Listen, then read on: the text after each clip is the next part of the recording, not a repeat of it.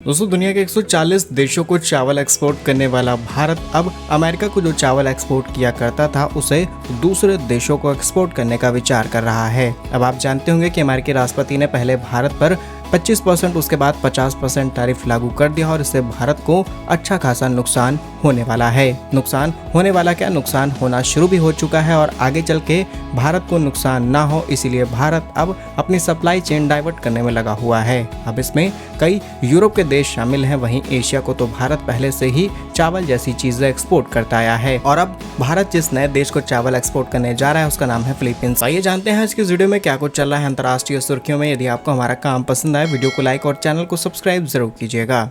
अब भारत अपने चावल को फिलीपींस की तरफ एक्सपोर्ट करने की नई रणनीति बनाना शुरू कर चुका है। फिलीपींस जो कि दुनिया का सबसे बड़ा चावल आयातक देश है, वहीं भारत खुद दुनिया के उन देशों में शामिल है जो कि सबसे ज़्यादा चावल निर्यात करता है और अभी तक भारत ने फिलीपींस के मार्केट को छुआ नहीं था, लेकिन कई पार्टनरशिप रिसेंटली भारत और फिलीपींस के बीच हुई हैं और अब भारत इस मार्केट को भी टारगेट करना शुरू कर चुका है। और अब नजर डालते हैं भारत के प्रोडक्शन, भारत के एक्सपोर्ट पर, उसके बाद बात करेंगे हम फिलीपींस और अमेरिका की। अगर भारत के आंकड़ों पर नजर डाली जाए तो भारत आज दुनिया का दूसरा सबसे बड़ा चावल प्रोड्यूसर देश है। पहले नंबर पर है चाइना, जहां पर भारत ने साल 2022 और 23 में लगभग 1357.55 लाख टन चावल का प्रोडक्शन किया था। लास्ट ईयर ये 23-24 के फाइनेंशियल ईयर में भारत ने 1370 लाख टन चावल का प्रोडक्शन किया था। एक्सपोर्ट्स की बात की जाए तो 23 और 24 में भारत ने लगभग 163 लाख टन चावल एक्सपोर्ट किया। वहीं मार्च 2025 की बात की जाए तो भारत ने सभी रिकॉर्ड्स तोड़ दिया और करीब 158.65 लाख टन चावल एक्सपोर्ट किया।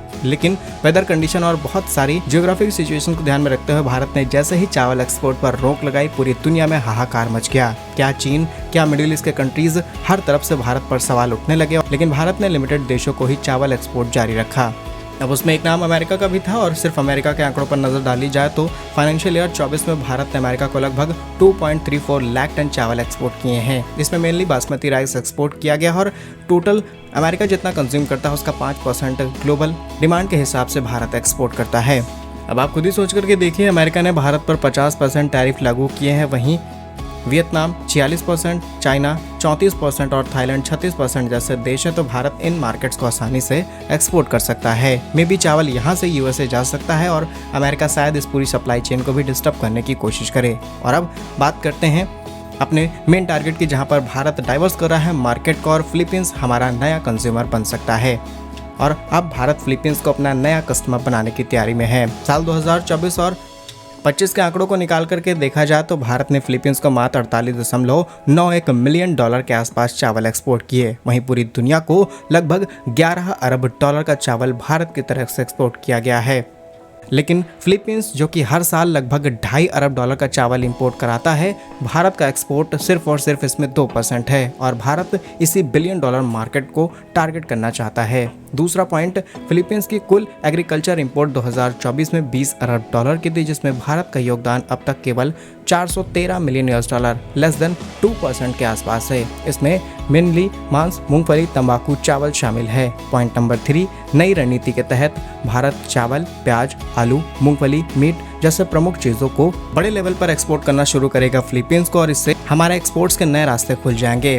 वहीं फिलीपींस के इंपोर्टर्स यानी वर्ल्ड फूड इंडिया और इंटरनेशनल राइस कॉन्फ्रेंस सितंबर से अक्टूबर 2025 भारत में भाग लेंगे, जिसमें दोनों देशों के बीच व्यापारिक ड्राइव को बढ़ावा मिलेगा। पॉइंट नंबर 4, वहीं भारत की वैश्विक चावल निर्यात हिस्सेदारी साल 2024 और 25 में 11 अरब डॉलर की रही, जबकि वियतनाम जैसे देशों को लगभग 3 अरब डॉलर, थाईलैंड को 1 अरब डॉलर, अमेरिका को लगभग आधा अरब डॉलर का चावल हमने एक्सपोर्ट किया है और वही आधा अरब डॉलर का सीधे मार्केट फिलीपींस की तरफ भारत मोड़ना चाहता है, जिससे भारत को कोई नुकसान न हो, भारत का एक्सपोर्ट इसी तरीके से मेंटेन रहे और डोमेस्टिक प्राइसेस को भी हम कंट्रोल कर सकें। और जैसा शुरुआत में हमने आपको बताया कि भारत सरकार की नई नीति का मकसद है कि अमेरिकी टैरिफ और यूरोपियन यूनियन की बाधाओं के चलते भारत अपने मार्केट को पूरी तरीके से खोल दे, स्पेशली उन देशों के लिए जहां पर हम आसानी से चीजें एक्सपोर्ट कर सकते हैं और इन पश्चिमी देशों को समझाया जा सके। और शायद जब आप ये वीडियो देख रहे होंगे तब तक ट्रंप बड़ा फैसला ले चुके हैं कि भारत रूस को उन्होंने चीन के और ज्यादा करीब कर दिया है और इसके पीछे सिर्फ अमेरिका है और शायद अमेरिका को इससे बड़े नुकसान हो सकते हैं, इसीलिए ट्रंप अब